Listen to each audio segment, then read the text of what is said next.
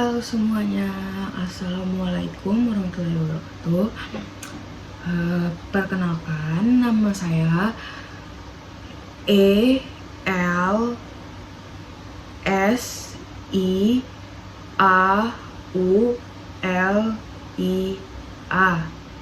dengan NPM 24150311124. Di sini saya ingin menjelaskan tentang statika. Apakah yang disebut statistika? Statistika adalah ilmu yang mempelajari cara mengumpulkan, menganalisis, menginterpretasikan, dan memprestasikan data. Di statistika ini itu terdapat adanya data, variabel, dan skala ukur. Nah, saya di sini akan menjelaskan terlebih dahulu tentang data. Data adalah informasi, angka, fakta yang akan kita kumpulkan. Sedangkan variabel itu adalah sifat atau hal yang berbeda-beda pada setiap objek. Selanjutnya ada skala ukur. Nah, skala ukur ini dia itu adalah cara mengelompokkan data. Nah, ini mana dia itu terdapat 4 jenis, yaitu nominal, ordinal, dan interval serta rasio. Selanjutnya saya ingin menjelaskan tentang penyajian data. Nah, dimana penyajian data ini dia itu membuat data terlihat lebih jelas atau mudah dibaca. Nah, di penyajian data ini terdapat adanya tabel, diagram batang, diagram garis, dan diagram lingkaran. Nah, yang dimana diagram batang ini dia itu menggunakan bentuk kotak untuk perbandingan kategori. Nah, diagram garis juga itu adalah menunjukkan perubahan dari waktu ke waktu. Nah, sedangkan diagram lingkaran itu menunjukkan bagian persentase dari keseluruhan. Lalu selanjutnya saya ingin menjelaskan tentang ukuran pemusatan. Nah, ukuran pemusatan itu adalah nilai yang paling di tengah atau umum. Nah, di ukuran pemusatan ini tersendiri, dia itu terdapat adanya mean, median, modus. Nah, mean ini dia kan rata-rata. Nah, jadinya dia itu jumlah semua angka lalu dibagikan dengan banyak data. Nah, kelemahan mean ini dia itu dipengaruhi angka yang sangat kecil. Nah, kemudian ada yang namanya median. Dia itu nilai yang tepat berada di tengah setelah data diurutkan. Nah, misalnya datanya nih 1, 2, 3, 4. Nah, dia itu di tengah-tengah biasanya. Terus modus itu adalah nilai yang paling banyak sering muncul. Misalnya 1, 1, 1, 1, 1. Misalnya 1, 1, 1, 2, 2, 1 kan yang paling banyak. Selanjutnya saya ingin menjelaskan tentang ukuran penyebaran. Nah, penyebaran ini tersendiri adalah jarak data dari nilai tengah atau seberapa jauh data ini menyebar. Nah, di data penyebaran ini, di ukuran penyebaran ini terdapat adanya range. Range itu adalah angka terbesar yang dikurangi. Lalu di ukuran penyebaran ini terdapat adanya varians. Nah, varians ini dia tuh rata-rata dari kuadrat kuadrat jarak setiap angka kemean tadi. Nah, pokoknya varians ini dia tuh menjelaskan seberapa jauh data tersebar dari rata-rata, intinya tersebar pokoknya. Nah, selanjutnya ada standar deviasi. Nah, standar deviasi ini dia tuh akar kuadrat dari varians. Nah, maksudnya itu adalah nilai standar deviasi yang besar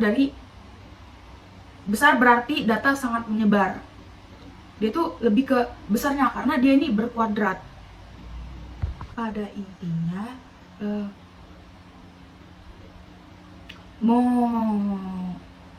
modus itu adalah angka yang paling banyak muncul, sedangkan median itu adalah nilai tengah. Sedangkan rumusnya itu adalah letak median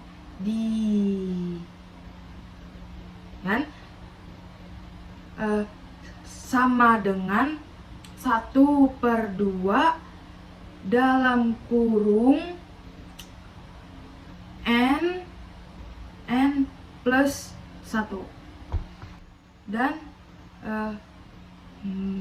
median itu adalah nilai rata-rata. Untuk rumus median itu sendiri adalah seluruh data dibagi banyaknya data. Baik, selanjutnya kita masuk ke materi yang kedua, di mana tentang peluang. Nah, peluang merupakan suatu banyaknya kejadian atau peristiwa yang akan terjadi. Nah, di dalam peluang ini, peluang sampel dan kejadian. Nah, yang pertama adalah peluang sampel. Peluang sampel merupakan himpunan semua kemungkinan hasil dari suatu percobaan. Nah, biasanya itu digabungkan dengan bentuk S. Nah, setiap hasil pada ruang sampel ini disebut dengan titik sampel. Kita masuk ke contohnya, dan contoh itu misalkan kita punya satu koin. Nah, satu koin ini sebuah angka saja, sebuah angka. Nah, kita juga bisa mencoba pada suatu dadu. Nah, dadu itu mempunyai enam, punya enam sisi dan sisi. Jadi sampelnya itu ada 6 pada dadu. Nah, kemudian kita masuk ke kejadian. Dan kejadian itu adalah bagian atau bagian dari ruang sampel ini. Biasanya itu bisa dilakukan dengan A, B, C, C atau D.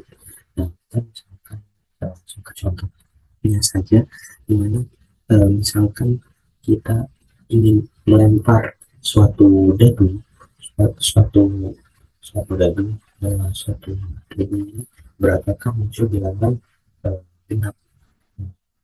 Pada dadu itu genapnya cuma ada 2, 4, dan juga 6. Jadi peluang jadi kejadiannya itu ada 3, yaitu 2, 4, dan 6.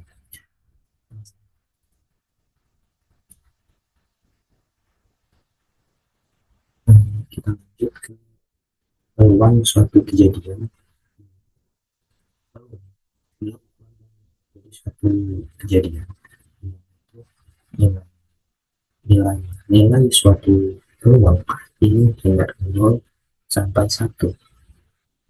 Kita bisa rumuskan dengan P. Rumusnya itu adalah PA sama dengan NA per NS, di mana PA itu kejadian A dan NA ini banyaknya kejadian A. Kemudian NS ini merupakan banyaknya suatu sampel. Nah, kita bisa contohkan, kita saya ingin melempar sebuah dadu, tentukan sebuah peluang munculnya bilangan genapnya. Nah, pada kita langsung masuk ke rumus saja. NA ini kan banyaknya kejadian A. Nah, karena kita soalnya itu ada berapa munculnya bilangan genap, maka bilangan genap itu ada 2, 4, 3, 6. Jadi hanya ada 3 saja. Nah, kemudian dibagi dengan NS. Nah, NS ini kan ruang sampelnya. Ruang sampel pada 2, 1, 2, 3, 4, 5. Jadi ada 6. Jadi 3 dibagi dengan 6. Jadi hasilnya itu 1,5. 1/2. Oke, kita masuk ke peluang bersyarat. Peluang bersyarat adalah peluang yang kejadian A dengan syarat kejadian B itu sudah terjadi. Nah, contohnya itu, kita masuk ke rumusnya, di mana rumusnya itu adalah peluang A terjadi. Ini adalah peluang A terjadi apabila itu B-nya itu sudah terjadi. Nah, kemudian itu ada P, A, dan B, di mana peluang A dan B itu terjadi secara bersama-sama. Nah, kemudian itu ada PB. PB adalah peluang dari B-nya. Kemudian kita masuk ke contoh saja. Dimana contoh itu, misalkan kita punya satu set kartu brush. Nah, kartu brush ini peluang munculnya uh, kartu as dan juga kartu kartu as berwarna merah. Nah, kartu as berwarna merah. Dan kita mengenai punya jumlah kartu pada satu kartu brush itu ada 52 kartu, sedangkan kartu merah pada kartu brush itu ada 26, sedangkan as merah itu ada 2. Nah, kita bisa langsungkan peluang apabila itu terjadi sama dengan kita langsung masukkan, karena rumus tadi ada peluang A dan B terjadi secara bersama, maka di sini kita peluang kartu as dan kartu as merah, karena peluang A itu adalah kartu as, peluang B itu adalah kartu merah. Jadi itu harus terjadi secara bersamaan. Jadi adalah 2. Kenapa 2? Karena dia itu satu kartu as dan kartu asnya itu berwarna merah. Nah, itu dibagi dengan ruang sampelnya. Ruang sampelnya itu adalah 52 tadi, dimana kita dibagi dengan ini PB. PB itu merupakan banyaknya kartu merah, banyaknya peluang B. Nah, peluang B itu adalah banyaknya kartu merah itu ada 26, dimana 26 itu dibagi dengan ruang sampelnya. Ruang sampelnya itu adalah 2. Itu dibagi saja, nanti akan menghasilkan nilai 2/26 atau 1/13. Halo teman-teman, perkenalkan, nama saya Yusuf Edlin, dan Hartono.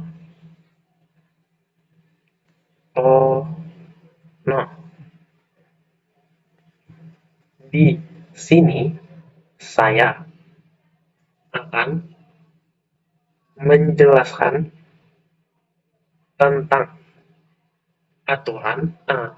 aturan perkalian peluang. Aturan perkalian peluang digunakan untuk menentukan peluang terjadinya kejadian A dan kejadian B secara bersamaan. Di aturan perkalian peluang terdapat perkalian untuk kejadian saling bebas. Apa sih kejadian A dan B disebut saling bebas jika terjadinya A tidak memengaruhi terjadinya B. Terdapat rumus yang sudah saya siapkan di PPT.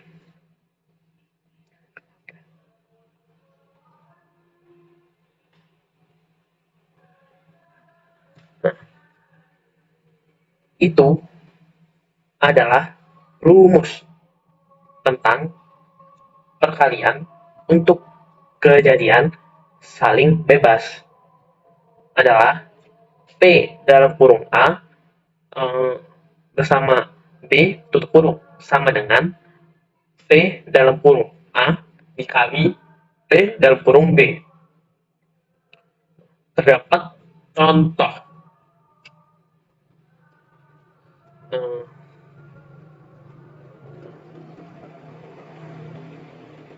Sebuah koin dan dadu dilempar secara bersamaan.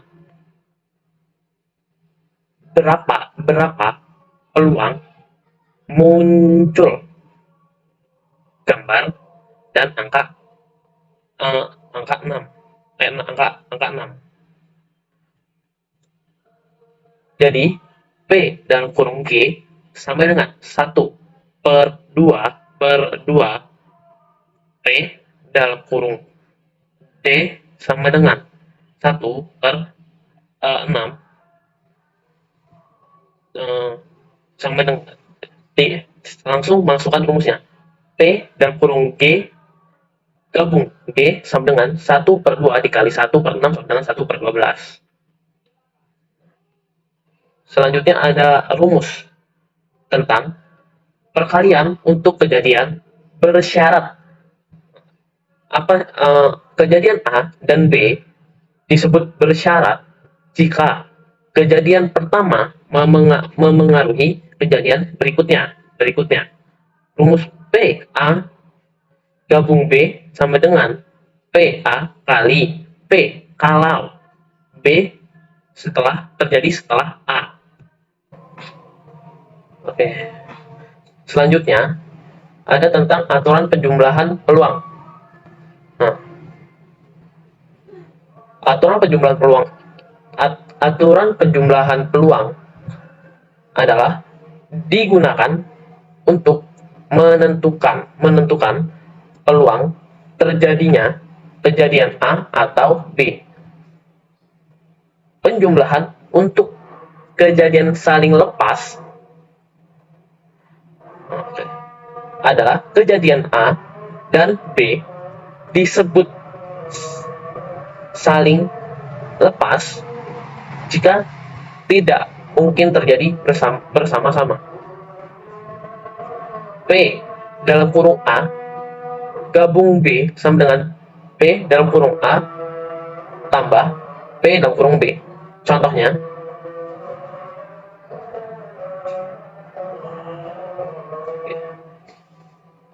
Contohnya, sebuah dadu dilempar 1 kali. Berapakah kemungkinan munculnya angka 1 dan angka 6? P dalam kurung A sama dengan 1/6. P dalam kurung B sama dengan 1/6 juga. Tinggal masukkan rumus. P dalam kurung A gabung B sama dengan 1/6.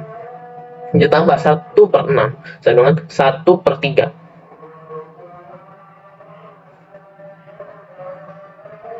Oke, selanjutnya terdapat rumus penjumlahan untuk kejadian tidak saling lepas. P dalam kurung A gabung B sama dengan P dalam kurung A ditambah B tambah P dalam kurung B dikurang P dalam kurung A iris B. Seperti ada contoh di bawah. Dalam sebuah kelas terdapat 20 siswa suka matematika.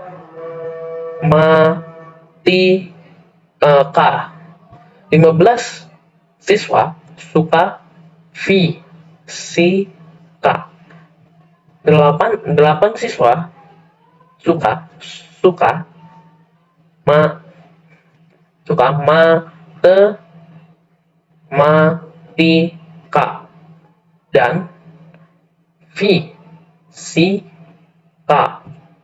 Jika dipilih satu siswa secara acak, tentukan peluang siswa tersebut suka matematika atau fisika. P dalam kurung M sama dengan 20/40. P dalam kurung M sama dengan 15/40. P dalam kurung M iris F sama dengan 8/40. P dalam kurung M gabung F sama dengan 20/40 ditambah 15/40 dikurang 8/40 sama dengan 27/40.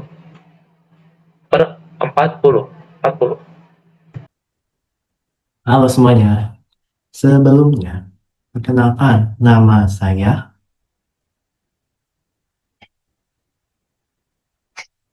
Yudhistira Iqbar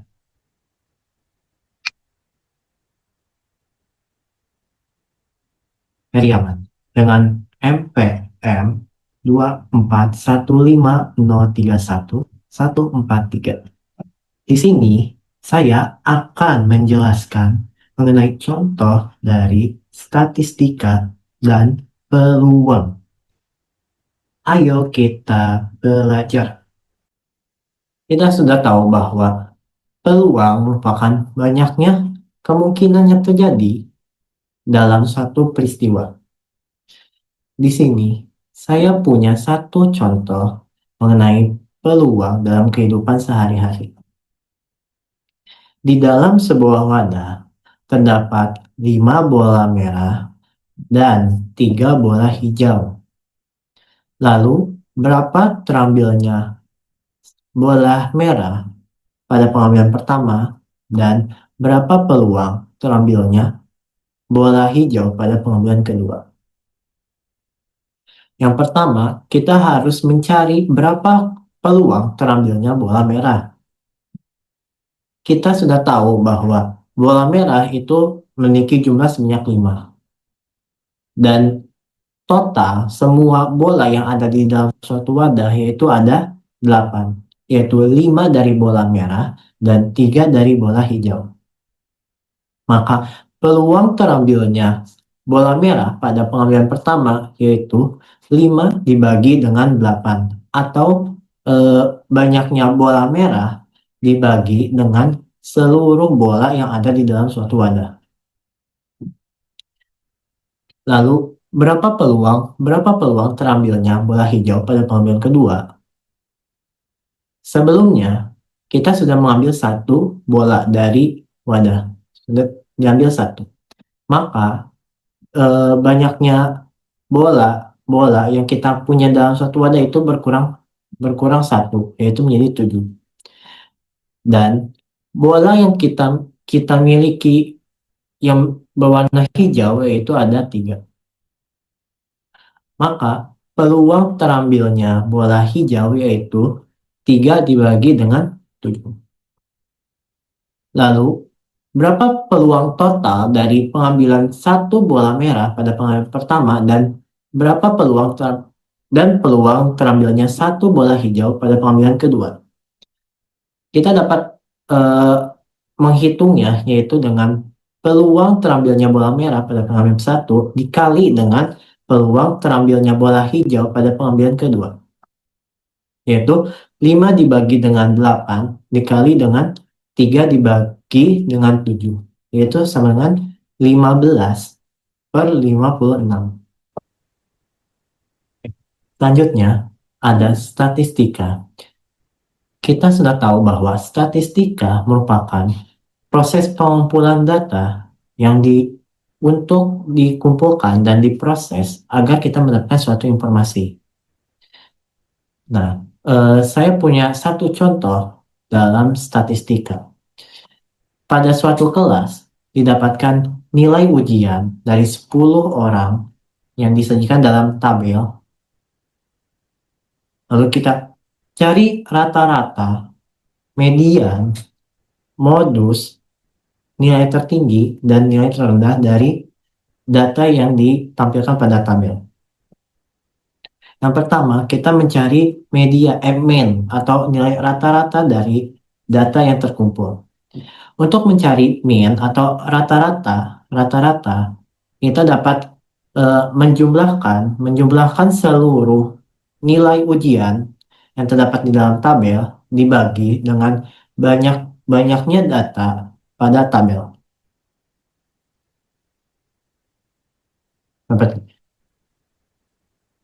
Hitungannya terdapat pada slide, yaitu 80 ditambah dengan 75 ditambah dengan 90 ditambah dengan 85 ditambah dengan 70 ditambah dengan 88 ditambah dengan 92 ditambah dengan 78 ditambah dengan 84 ditambah dengan 76 dibagi dengan seluruh data yang terdapat pada tabel, yaitu sebanyak 10.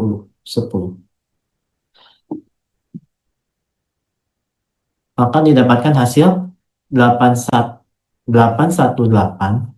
per 10, yaitu sama dengan 81,8.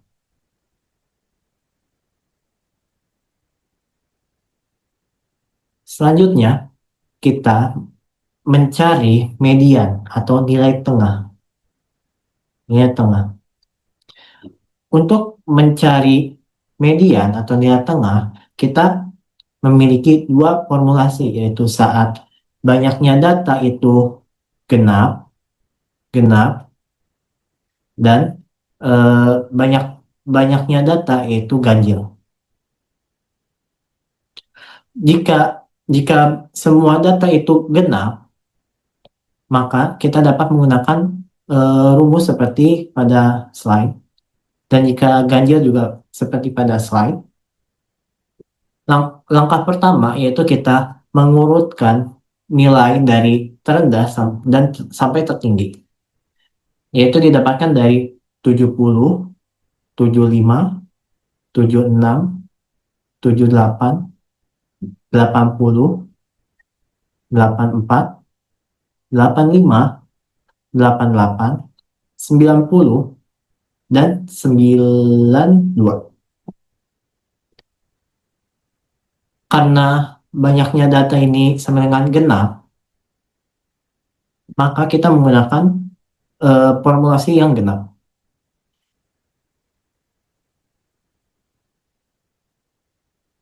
Pada formulasi yang genap yaitu nilai dikalikan dengan setengah dari jumlah data ditambah dengan nilai setengah data ditambahkan dengan 1 dibagikan dengan 2. Nilai tengah pada data yang terkumpul yaitu 80 ditambah dengan nilai setelah 80 yaitu 84 dibagi dengan 2. Kita dapatkan nilai median atau nilai tengahnya yaitu sebesar 82. Oke, untuk selanjutnya kita mencari modus atau nilai yang sering muncul. Pada tabel itu tidak ada nilai modus yang didapatkan atau nilai yang sering muncul karena nilai pada tabel itu dia bervariatif di rentang dari 70 sampai 92. Maka modus tidak ada. Selanjutnya yang terakhir, kita mencari nilai tertinggi dan nilai terendah. Pada tabel kita tahu bahwa nilai tertinggi yaitu sebesar 92 dan nilai terendah yaitu sebesar 70. Sekian ilmu yang saya sampaikan. Terima kasih. Wassalamualaikum warahmatullahi wabarakatuh. Dadah. One is the loneliest number that you'll ever